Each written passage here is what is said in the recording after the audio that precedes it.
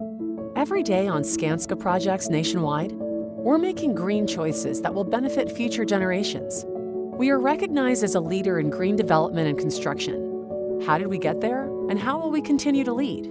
Individuals and project teams are transforming how we work and turning our customers' and communities' visions into reality. It's how we live Skanska's values, promoting green solutions, running our operations in a green way. And these are our stories. LaGuardia, which started a pilot program for the recycling. Closed-loop recycling of the gypsum is basically having the scraps separated from the other debris that's generated on a job site.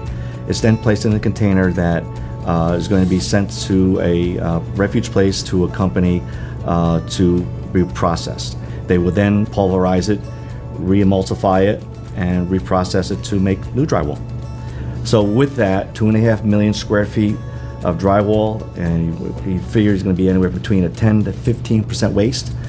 We're looking at, a waste of 800,000 pounds. I mean, that's a tremendous amount of waste that's going to be put into a landfill. And if we can somehow divert that and reconvert that into new drywall, why not?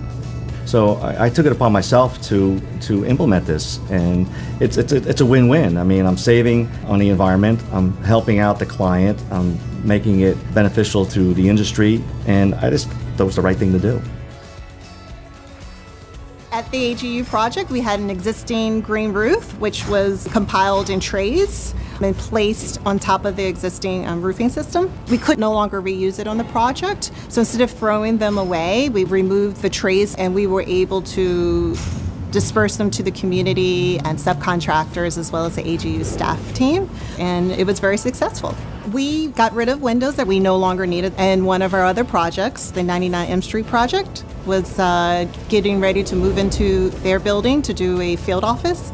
And we thought instead of them buying new windows, we had perfectly good windows here on the project that they could use. And so that was just one of the ideas that as a team working on a net zero energy project got us thinking, what else can we do to kind of reuse and repurpose?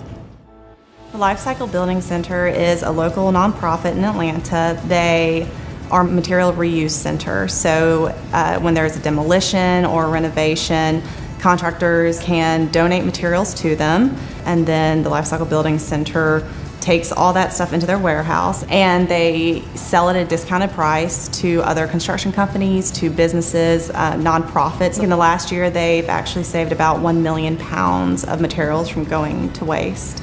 So at the Women's Center at Green Memorial Hospital, we were in the demolition phase, and we took a look at a few items that were in really good shape, and we're kind of looking at it like these shouldn't go to a landfill. So we contacted the Lifecycle Building Center, and they were able to come pick them up, and they're at their facility right now ready for reuse.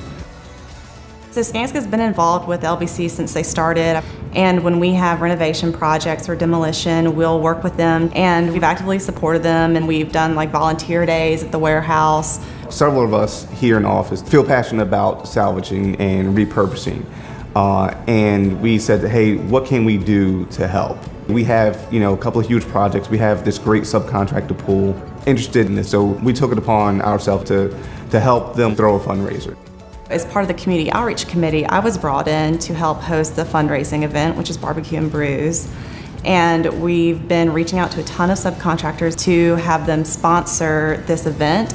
And it'll just be a really great time for everyone to network. They'll be able to go into the warehouse and shop if they want to, and just learn about all the great things that the LBC is doing in Atlanta.